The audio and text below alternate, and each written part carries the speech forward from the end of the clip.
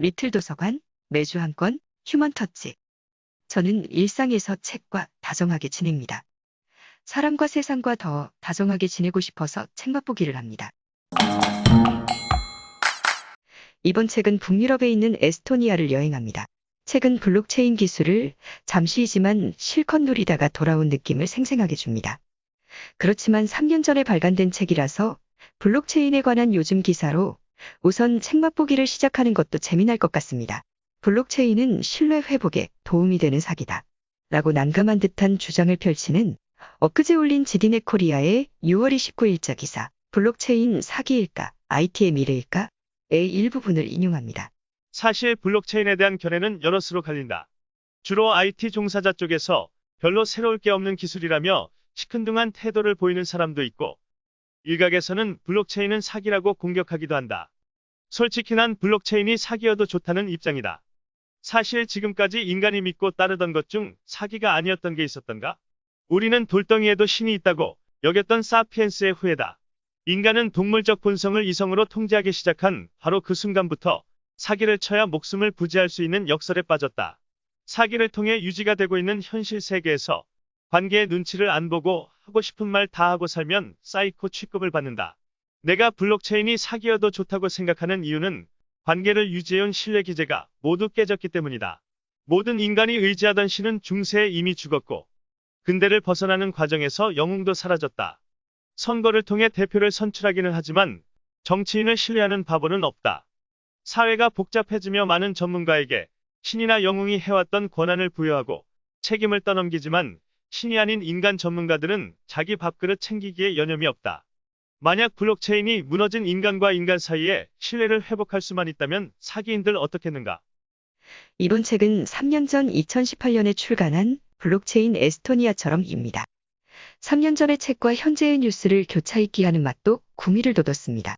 책의 저자는 매일경제 기자였던 박용범입니다. 검색해보니 현재는 뉴욕 특파원으로 활동하는 것으로 나옵니다. 저자는 3년 전에 블록체인 기술을 활용한 에스토니아를 종횡무진 누비며 취재하고 인터뷰한 후에 이 책을 썼습니다. 저자 덕분에 남한 절반 크기의 작은 나라 에스토니아 여행을 아주 잘 다녀온 기분이 듭니다. 저자는 3년 전 이 책을 꼭 써야겠다고 결심을 굳힌 이유를 다음과 같이 밝히고 있습니다. 2018년 1월 아베 총리가 유럽 순방을 떠나며 에스토니아, 라트비아, 리투아니아를 차례로 방문했다. 그만큼 일본은 이 국가들의 잠재력에 주목하고 있다. 하지만 바로 다음 달 이들 발트 3국 대통령 3명은 모두 평창 동계올림픽 참석차 한국을 방문했다. 그런데 청와대는 이 나라들이 왜 중요한지 제대로 인식하지 못한 채 정상회담을 하는 듯했다. 일본, 중국 등은 발트 3국에서 미래를 보고 인사이트를 얻고 있지만 우리나라는 왜 이렇게 무지할까라는 점에 자괴감까지 들었다. 그래서 이 책을 꼭 써야겠다고 결심을 굳혔다. 3년 전에 발간한 이 책에서 투자자 팀 드레이퍼가 블록체인 시대에 앞서갈 나라로 일본과 에스토니아를 언급합니다. 책은 드레이퍼를 한메일 스카이프, 바이두, 테슬라 등의 초기 투자에 성공을 거둔 투자자로 소개했습니다. 그의 현재 근황을 저자는 뉴욕 특파원이 되어 다시 전해줍니다. 2021년 4월 28일자 박용범 특파원의 월스트리트 인사이트 기사에 드레이퍼가 등장합니다. 미국 1위 가상화폐 거래소 코인베이스를 창업하여 대박난 상장 소식을 전합니다. 드레이퍼는 2014년에 블록체인이 세상을 바꿀 것이라는 것을 예감하고 미국 정부가 마약업체로부터 압수한 비트코인 3만 개가량을 사들였습니다. 현재 1983년생인 드레이퍼는 30대의 조단위 부자 반열에 올랐습니다. 거대한 갑부 팀 드레이퍼는 비트코인 실소유자이면서 탄탄한 거래소까지 운영하니 일반 투자자와는 확연히 다른 세계에 살고 있다고 할 수 있습니다. 은행과 보험업종 주식을 많이 보유하고 있는 워런 버핏은 비트코인을 쓸모없는 자산이라고 평가한 적이 있습니다.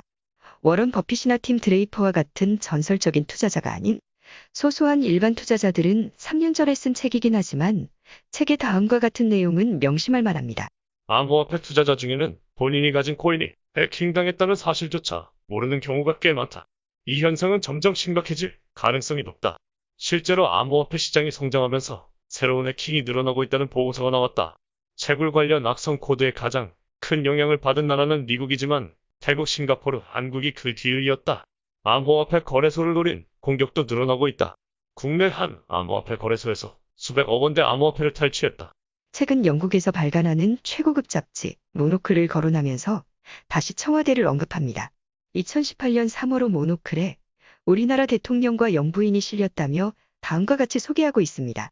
에스토니아 혈통으로 세계적인 주목을 받는 사람은 트렌드 잡지 모노클을 창간한 타일러이다. 모노클은 한권 가격보다 1년 정기 구독 비용이 더 비싼 마케팅을 구사한다. 이벤트 초대 등의 혜택이 있기는 하지만 통상적인 마케팅 전략과는 현격히 다른 역발상 전략이다. 모노클이 마케팅 타깃으로 삼고 있는 계층은 뚜렷하다. 평균 연봉이 30만 달러 이상이고 MBA 출신에 해외 출장을 연 10번 이상 다니는 리더들이 마케팅 공약 대상이다. 모노클은 2018년 3월 문재인 대통령 인터뷰를 실어 한국에서 인지도를 크게 높였다. 특히 김정숙 여사의 청와대 생활상을 다뤄 문재인 지지층의 소장품이 되기도 하여 판매량이 급격히 늘었다. 30대 젊은 여성들 사이에서 사재기 붐까지 일 정도였다. 공식 발행 전부터 이 잡지를 구하려는 전쟁이 벌어졌다. 에스토니아는 총리와 대통령이 모두 여성으로서 40대에 선출되었습니다. 현재 대통령은 2016년 46세 때, 총리는 2021년 43세 때 각각 에스토니아를 이끄는 수장이 되었습니다.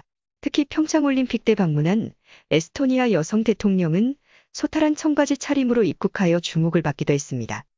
그녀는 저자와의 인터뷰에서 에스토니아보다 10배 큰 나라도 디지털 시스템을 도입한 우리를 이길 수 없다. 라고 하여 저자는 그녀의 자신만만함에 의문을 제기하며 에스토니아를 파고들고 싶어졌다고 합니다. 파고들어 탐색한 결과 보고서가 바로 이 책이라고 할 수 있습니다.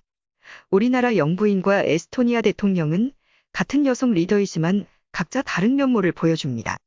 에스토니아 전임 30대 남성 총리는 소속 정당이 부동산 거래와 관련된 부패 스캔들로 사임을 했습니다.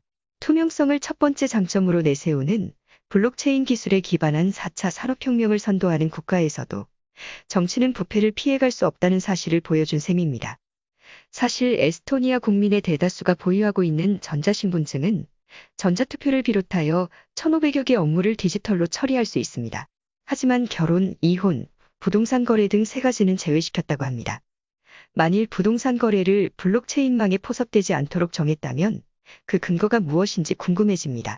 컴퓨터 관련 지식이 무지한 저로서 드는 생각은 블록체인 기술의 투명성은 애초에 어떻게 세팅되느냐가 관건일 듯합니다. 어쨌든 젊은 리더들이 이끄는 IT 강국 에스토니아에서 취재하던 시절 저자의 감회를 들어보기로 합니다. 에스토니아를 움직이는 핵심 인사들을 만날 때마다 깜짝 놀라는 것은 리더일수록 그 조직에서 가장 젊은 사람인 경우가 많다는 점이었다. 국가의 최고 정보 경영자나 기업의 총괄 대표가 30대이다.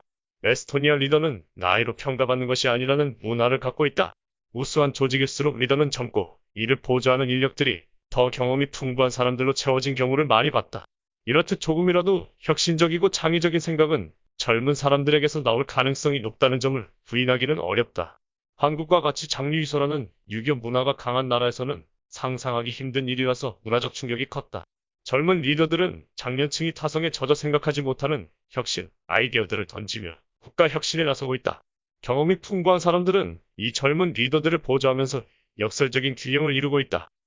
저자는 에스토니아가 4차 산업혁명 기술을 선도하는 길로 들어서게 된 것은 러시아 덕분이라고 설명합니다. 러시아의 사이버 공격이 에스토니아에게 축복이었다는 논지를 펼치는 저자의 견해를 옮겨봅니다. 에스토니아가 블록체인에 관심을 가진 것은 2007년 러시아로부터 대규모 사이버 공격을 받으면서부터다.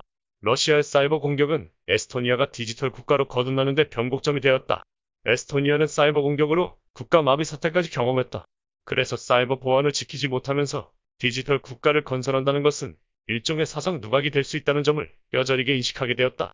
결국 이 사건은 에스토니아에게는 축복이었다. 다른 어떤 나라보다 사이버 공격에 대비하도록 했고 사이버 위기가 찾아오기 전에 유비무원의 자세가 필요하다는 일종의 예방 주사를 맞은 셈이기 때문이다. 에스토니아는 4차 산업혁명 기술을 현실화시키면서 그에 따른 투자와 창업이 잇따랐습니다. 에스토니아를 통해 자본에 따라 움직이는 전 세계의 동향을 포착할 수 있었습니다. 에스토니아는 작은 국가이면서 큰 기업이나 마찬가지였습니다. 저자는 우리나라도 에스토니아처럼 되어야 한다는 견해를 다음과 같이 다급하게 피력합니다. 인터넷이 한 차례 국가별 국경을 무너뜨렸다. 하지만 블록체인이라는 더 큰 파도가 몰려오고 있다. 블록체인 시대에는 국경의 구분이 더더욱 무의미해질 것이다. 에스토니아는 국가라기보다는 하나의 기업이다. 애플, 구글 같은 존재다. 그만큼 기민하고 민첩하게 움직이고 있다. 에스토니아는 남들이 가지 않은 길을 묵묵히 개척한다. 역발상을 쏟아낸다. 미래를 보는 전례원이다. 에스토니아는 4차 산업혁명 시대 세상을 바꾸는 중심지가 될 것임을 확신한다. 블록체인이 인터넷에 이어 세상을 혁명적으로 바꿀 인프라가 되고 에스토니아는 허브 역할을 할 것이다. 우리나라도 과감하게 블록체인으로 갈아타야 한다. 시간이 얼마 남지 않았다. 에스토니아는 서울 인구의 7분의 1 정도인 작은 나라입니다. 그렇지만 인구당 스타트업 창업 기업은 세계 최고 수준입니다.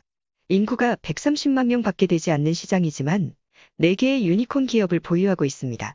유니콘은 기업 가치가 10억 달러가 넘는 기업을 뜻합니다. 일반인에게 가장 많이 알려져 있는 스카이프는 인터넷 화상통화 서비스로 새로운 세상을 창조한 기업입니다.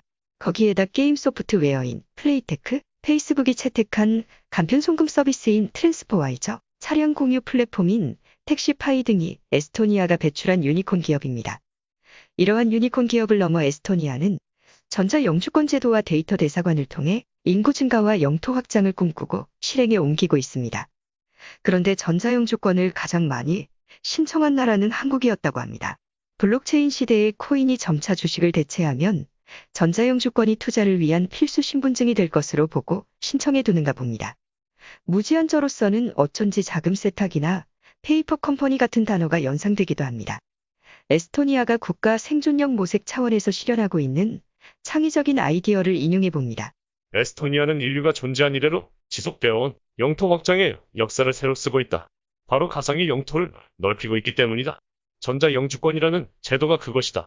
전자영주권 제도는 세계 최초로 도입한 새로운 개념의 영주권이다. 세계 어디서나 에스토니아 가상 영토에서 창업을 할 수 있도록 하는 제도다. 이 제도를 활용하면 에스토니아 사람처럼 한국인도 이 나라에서 법인을 설립할 수 있는 자격을 얻는다. 은행 계좌 개설도 자유롭게 할 수 있다. 에스토니아 전자영주권은 그 자체로도 에스토니아 수입원이 되고 있다. 저출산 고령화로 인해 성장 잠재력이 저하되는 현상을 디지털 기술로 풀 수 있는 해법인 셈이다. 에스토니아는 앞으로 가장 중요한 국가 자산이 데이터라고 보고 룩셈부르크의 세계 최초로 데이터 대사관을 개설했다. 러시아의 사이버 공격으로 국가 비상사태를 경험한 에스토니아는 그 어느 나라보다 데이터를 지켜줄 백업 서버가 중요하다고 판단했다. 가장 안전하게 보관할 방법을 구상하다가 나온 아이디어다. 자국 영토의 연장이라고 볼 수 있는 대사관에 데이터 백업 서버를 두자는 아이디어다. 에스토니아는 야심찬 인구 팽창 계획도 갖고 있다. 2025년까지 현재 인구의 10배 이상인 1000만 명으로 인구를 늘린다는 계획이다. 디지털 세계에서는 가능하다. 이들이 도입한 전자영주권을 이렇게 늘려가겠다는 계획이다. 그것도 블록체인 시대 도래에 가장 관심을 갖고 있는 엘리트 계층을 전 세계에서 불러 모아 가상 공간에 1000만 명의 인구를 가진 디지털 국가를 건설하겠다는 야심찬 계획이다. 에스토니아는 소련의 붕괴로 독립한 국가 중에서 가장 성장이 빠르고 경제 수준이 높은 나라입니다. 그래서 그런 지책에서 에스토니아가 풍기는 활기를 느낄 수 있습니다. 하지만 유럽 최초로 전자신분증을 발행함으로써 편리함과 구속감에 동시 적응하도록 만듭니다. 우리들이 코로나19로 인해 이미 QR코드에 익숙하게 되었듯이 말입니다. 에스토니아가 4차 산업혁명 기술을 구체적으로 어떻게 현실화했는지 감을 잡을 수 있도록 책에서 발견한 내용 중에 쉬운 몇 가지만 열거하고자 합니다.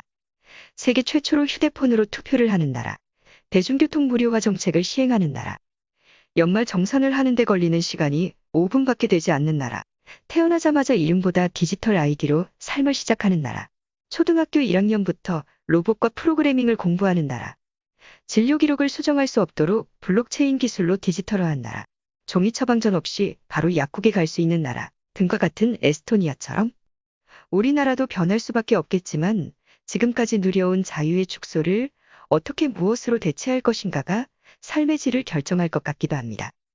2007년 에스토니아가 당한 러시아의 사이버 테러는 마틴 루벨을 블록체인 기술 보안 업체 가드타임의 창업자로 만들었습니다.